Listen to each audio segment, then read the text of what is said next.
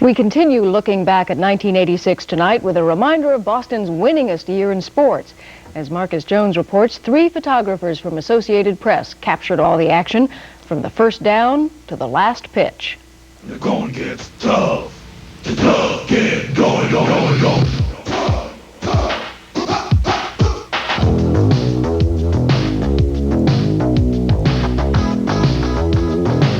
From the World Championship of Football to the World Championship of Basketball to the World Series, 1986 goes down as a world-class year for professional sports in Boston and a whirlwind adventure for the people whose job it is to record every shot, pass, and throw.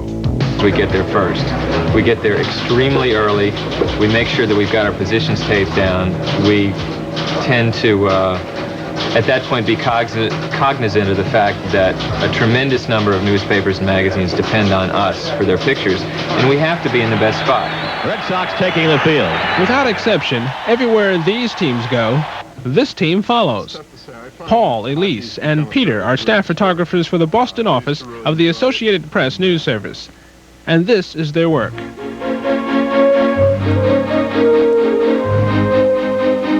In black and white, and most recently in color, they have faithfully captured the year in sports, including all the passion, drama, and disappointment. Super Bowl was pretty interesting. Never figured the Patriots would get that far along, and yet they surprised everybody. I think they surprised themselves most in the first quarter, that they actually were able to stay on the field. And the way we had arranged the coverage, we break the field up into quadrants, and everybody just shoots one little section. I happened to have a real hot section that day, and Elise had the job of just shooting the bench, and she had this tremendous photograph of Tony Eason. That was after he was taken out of the game. I find hockey has become a fairly brutal sport. I used to really enjoy it when, a few years back when everybody skated hard and fast and they handled the puck. But the changes in the style of hockey, where you dump the puck, chase it down, slam the boards, and then punch them out, has led to a different style, I think. I enjoy shooting it.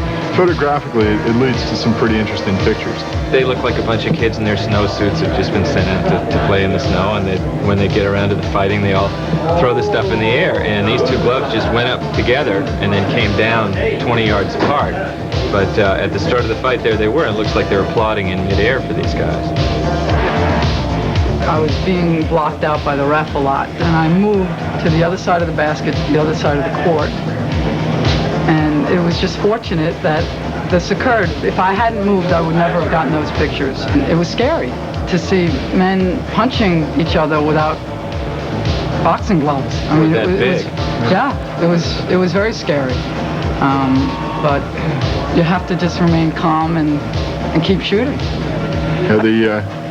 The sixth game of the World Series was a tough one.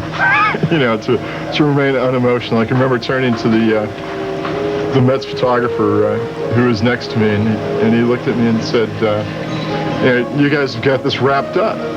And then that's just when they switched pitchers, and they brought him in, and I looked at him and I said, no, we're in big trouble. Sure enough.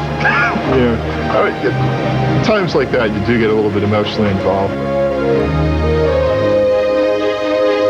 On average, they click off more than 28,000 pictures a year.